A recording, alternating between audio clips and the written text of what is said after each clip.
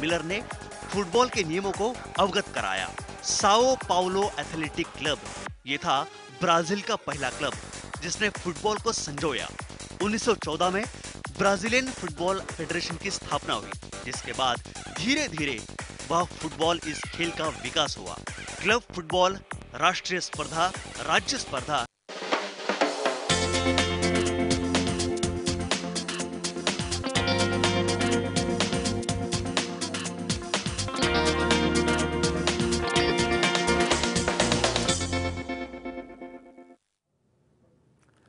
नमस्कार, मैं हूं रवि नथानी और स्वागत है आप सभी का।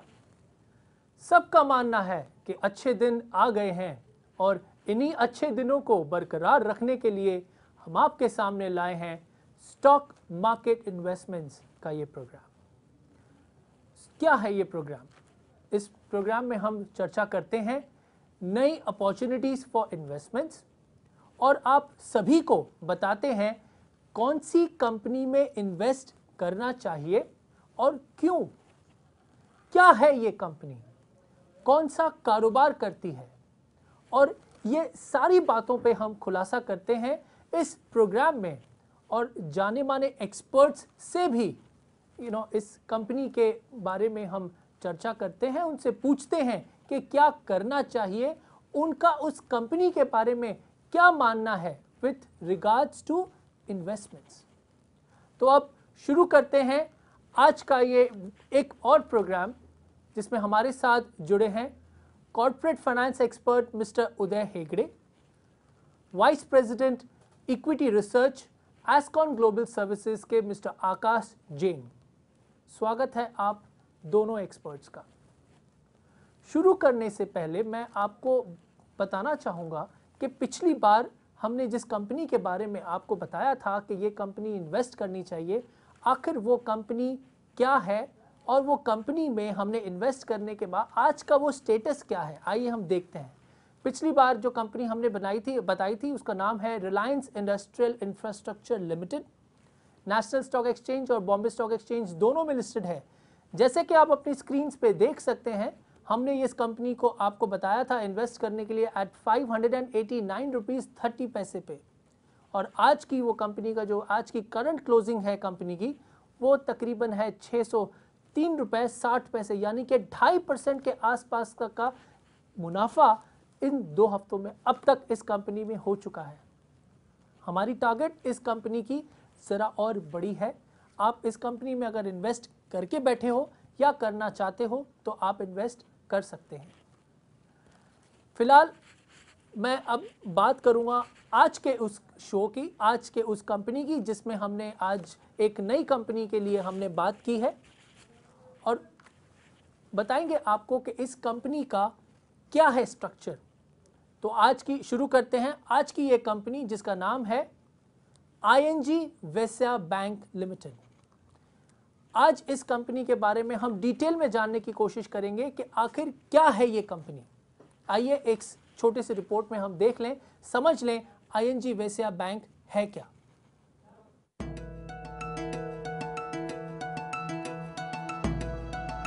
ING वैश्य बैंक भारत के प्रमुख बैंकों में से एक है।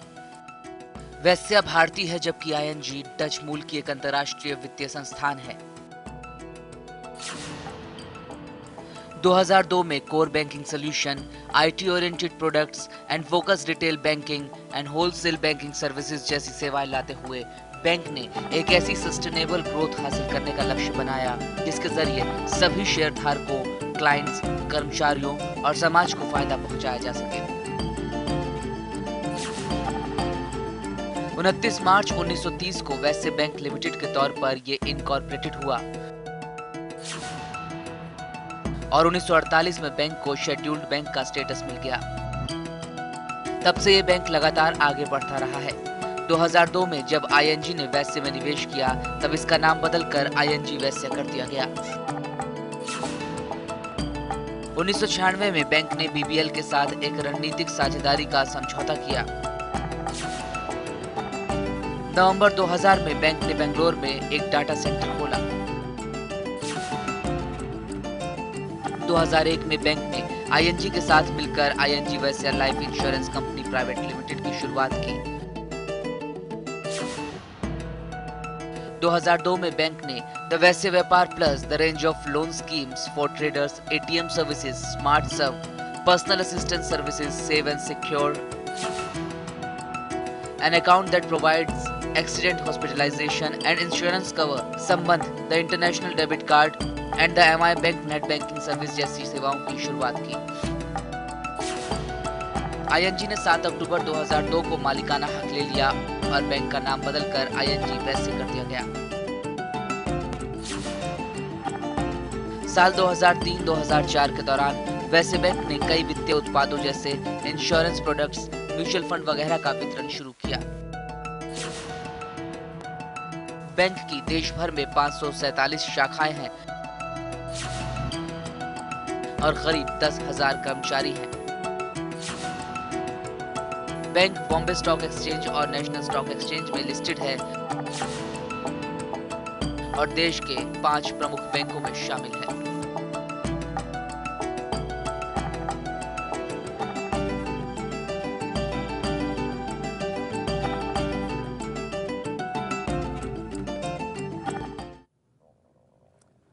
तो हमने देखा आईएनजी वैश्य बैंक आखिर क्या है, कितनी समय पुरानी कंपनी है ये, जो हर स्टेज पे, हर एक सेक्टर, हर एक जो सेगमेंट, बैंकिंग सेगमेंट में मौजूद है और तकरीबन 10,000 से भी ज़्यादा एम्प्लॉयज़ इस कंपनी के साथ जुड़े हैं।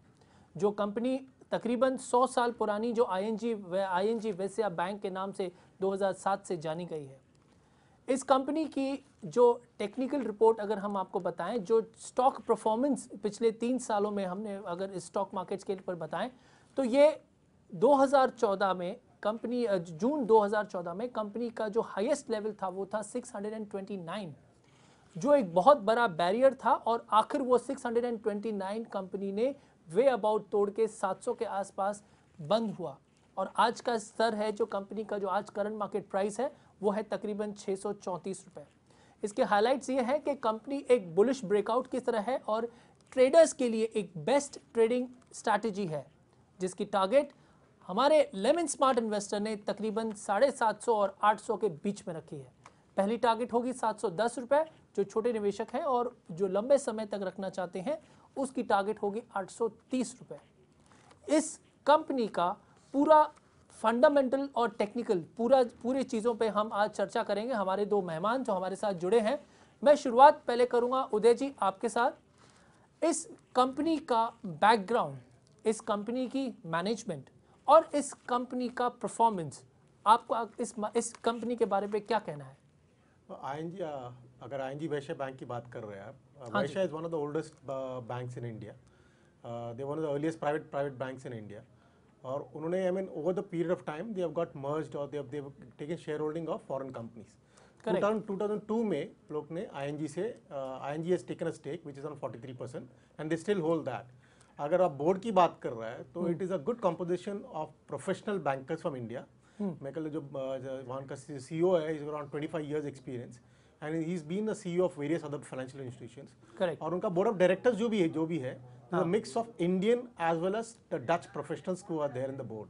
जी. So I think the board as a management goes, like it's a very good setup, very good people from the banking industry and from the financial industry.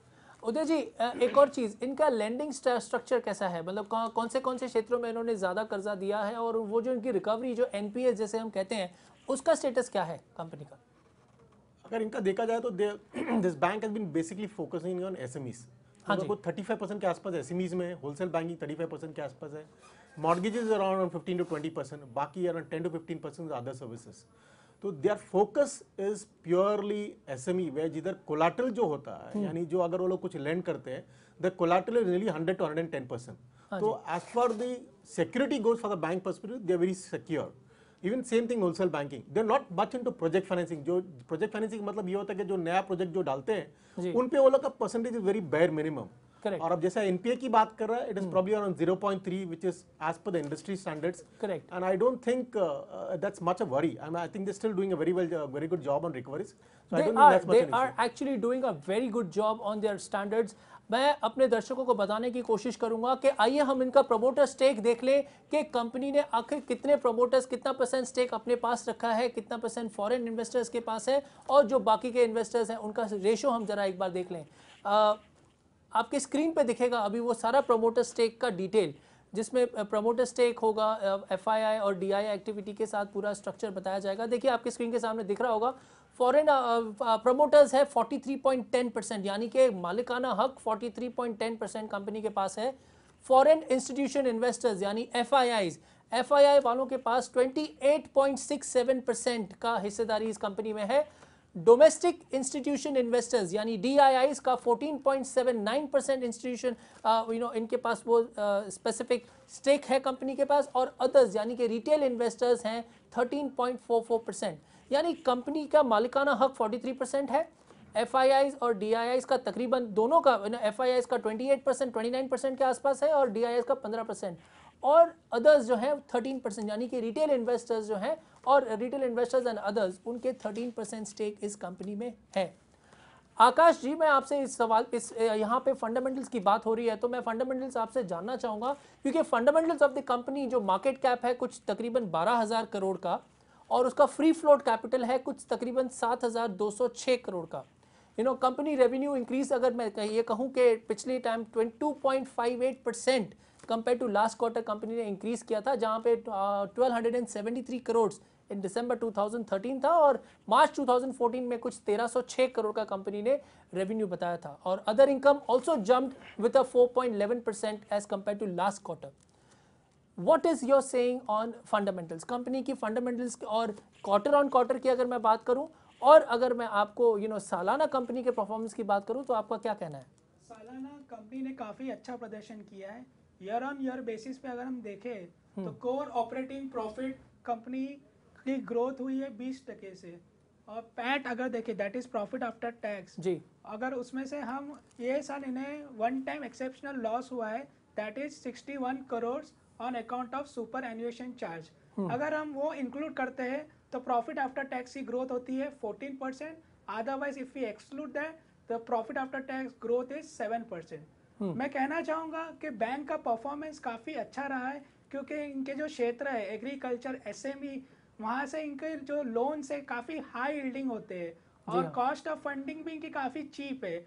इन्होंने कासा भी काफ़ी अच्छी तरह से मोबिलाइज किया. कासा जो कहते हैं हम current account deposit, saving account deposit, which is a low cost deposit. तो बैंक काफ़ी सक्षम रही है इन डिपॉजिट्स को अट्रैक्ट करने में.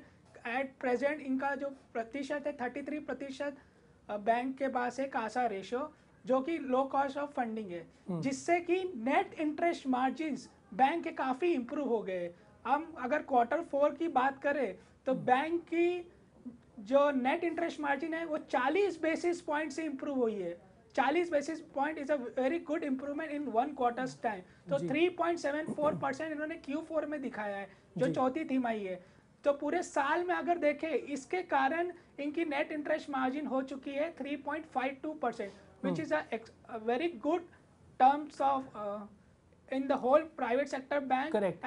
And as compared to public sector banks as well.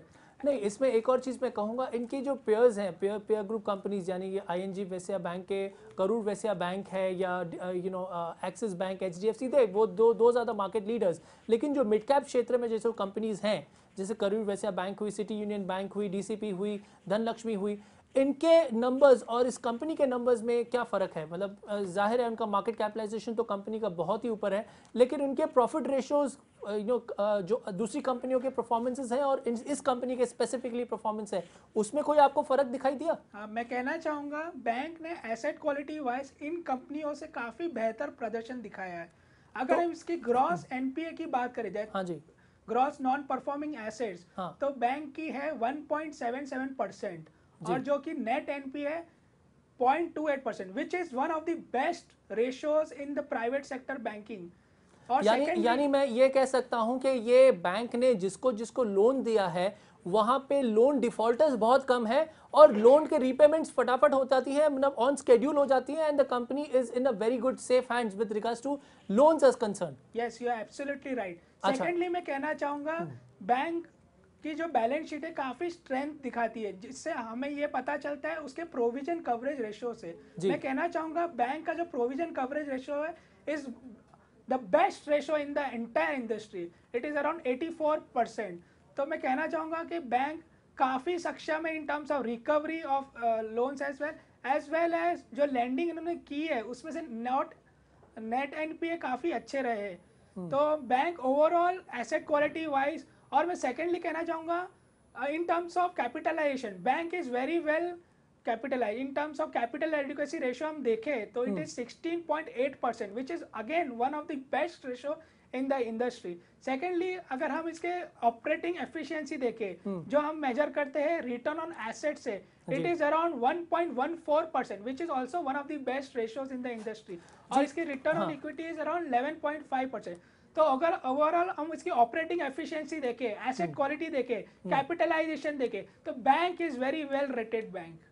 तो मैं ये कह सकता हूँ कि इसकी जो कंपनी के परफॉर्मेंसेस आपने मुझे बताया, जो रेशियोज आपने मुझे इस कंपनी के बताया, क्या आपने पेयर ग्रुप्स में ये यू नो एब्सोल्यूट है और it is you know always the outperformer with compare to other peer groups? Yes, you can say it is one of the best emerging banks among the peer companies that we have compared, like IndusInd Bank, Karur Vysya Bank. और मैं ये भी कहना चाहूँगा कि इसमें अभी भी वैल्यूएशन का अपसाइड बाकी है। अगर हम दूसरे प्राइवेट सेक्टर की बैंक्स की देखें, जिसमें जो सबसे बड़ा प्लेयर है उसका प्राइस टू बुक अगर देखें दैट इज 5 टाइम, करेक्ट, और ये बैंक को अभी भी 1.68 टाइम्स ही प्राइस टू बुक वैल्यू मिल रहा है। करेक्ट। तो मुझे लगता है काफ़ी अपसाइड बाकी है, और ये वैल्यूएशन ये क्वार्टर की इम्प्रूवमेंट बिल्कुल कंसीडर नहीं कर रहे हैं। तो अगर हम industry price to book value माने जो कि है अराउंड 3 टाइम्स, और अगर हम 3 टाइम्स प्राइस टू बुक देते तो बैंक में वैल्यूएशन अपसाइड काफ़ी बाकी है, जो कि बैंक मुझे लगता है काफ़ी चीप अवेलेबल है इन स्टॉक। जी, यही रीज़न है हमारा। हमने फंडामेंटल एक्सपर्ट्स से भी जानकारी ली थी इस कंपनी के बारे में कि कंपनी के फंडामेंटल्स कैसे हैं, और मैं खुद एक टेक्निकल एक्सपर्ट भी हूं, तो मैंने टेक्निकल्स के भी हिसाब से कंपनी को देखा है, जहां हमारी वैल्यूएशन कंपनी की तकरीबन 800 से 850 के बीच में आ रही है। नियर टर्म स्तर अगर देखेंगे तो 710 का टारगेट है। करंट मार्केट प्राइस कंपनी का है 635 के आसपास, यानी कि 10% तो आपको short term recovery, short term में आपको गेन हो सकता है। अगर आप मीडियम टर्म होल्ड करके रखें, यानी कि 6 से 8 महीने के स्तर तक अगर आप कंपनी में इन्वेस्टेड करोगे, तो तकरीबन 750 से 800 या 850 तक का भी लेवल आ सकता है। देखिए, इस शो में यही खासियत है, हम आपको बताएंगे कि ऐसी कौन सी कंपनी है जहां आपको इन्वेस्ट करना चाहिए, क्योंकि स्टॉक मार्केट इन्वेस्टमेंट एक बहुत बड़ा जंगल है, जिसे हम कहते हैं 99% लोगों ने यही माना है कि हमने पैसे लगाए स्टॉक मार्केट्स में और पैसे हमारे डूब गए या हमने नुकसान पाया। लेकिन नुकसान पाया किस वजह से? क्या आपको पता है कि कंपनी की एनालिसिस में फंडामेंटल्स भी बहुत मायने रखती है और टेक्निकल्स भी बहुत मायने रखती है? क्या आपकी इन्वेस्टमेंट्स कभी टेक्निकल और फंडामेंटल दोनों के बेस पे हुई है? अगर नहीं हुई है तो ये बारी है, ये मौका है, ये अपॉर्चुनिटी है, आप इसे ग्रैब करिए। पिछले बार हमने बताया था रिलायंस इंडस्ट्रियल इंफ्रा, इस बार हम आपके सामने लाए हैं ING विजया बैंक। आगे इस कंपनी को और बढ़ाते हुए उदय जी, मैं आपसे बात करना चाहूँगा। आकाश जी ने हमें बहुत ही कैटेगोरिकली कहा कि कंपनी का सेगमेंट, जो कंपनी का NPAs है वो बहुत ही मिनिमम है, यानी कि ना के बराबर और टुवर्ड्स द इंडस्ट्री स्टैंडर्ड के हिसाब से। मैं ये जानना चाहूँगा आपसे कि इसका लेंडिंग स्ट्रक्चर कंपनी का, पहले आपने बताया SME में उनके पास लेंडिंग है, लेकिन अगर आप डिटेल में हमें बताइए कि कंपनी कैसे लोगों को या कौन से सेक्टर में ज़्यादा उन्होंने अपने फंड्स लगा के रखे हैं कि उसका रीपेमेंट जो है रेगुलर आ रहा है और बाकियों के बैंकों का problem compare, what is the reason, उनका स्ट्रक्चर क्या है लेंडिंग का, आप मुझे वो बताइए। नहीं, basically I think if you look at the bank's portfolio itself, जी, मेरा कहता है डबल डिजिट में सिर्फ traders are there, I think that's around 10% plus, correct, और diamond jewellery is touching the double figures. बाकी सब जो है it is all it is across sectors. I mean वो लोग it is not gone above 5% one particular industry. तो वो लोग ने it's not they are focused on a particular segment and they have increase it to 20% और something of that sort. और दूसरा जो सेगमेंट उन लोग ने इतना बाइफिकेट किया है, तो it gives them a leverage to lend across the sectors. Even if one industry is doing bad, पर शायद वो कंपनी अच्छा कर रहा है तो उनको प्रॉब्लम नहीं आ रहा है। सेकेंडली, आपने जैसे एनपीए की बात किया, I think NPA comes only when the lending norms में सिक्योरिटी का इशू मेजर आ जाता है। तो इनका जब लेंडिंग करते थे, look at the security aspect very high. अगर वो लोग 100, I mean, if giving 100 crores, they probably give, they take collateral level of 100 crores। So that's the reason you will find the जो एनपीए बात करें हम लोग 0.3 की बात कर रहे हैं, that's the reason is lowest. So it's not going to, I mean, I don't think this NPA will increase anytime in next near future as such. So can I say this company's performance is going to have a fantastic figures or additional feathers in coming days? Yeah, I think so too.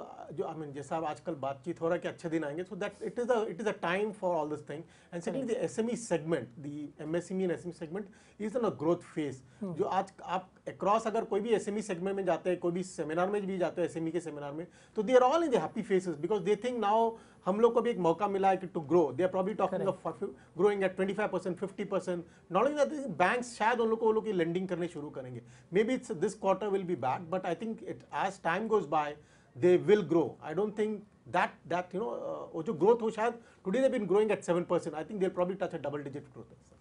So we can expect that in coming days and coming months this company performance will be fabulous. And मैं बात करूँगा valuations के, overall private sector banking का valuation industry P तकरीबन 5.5 15.5 से 16.5 का है। आप इस कंपनी का इंडस्ट्री P के कहाँ क्या ग्रोथ एक्सपेक्ट कर रहे हो आने वाले 6 महीने में?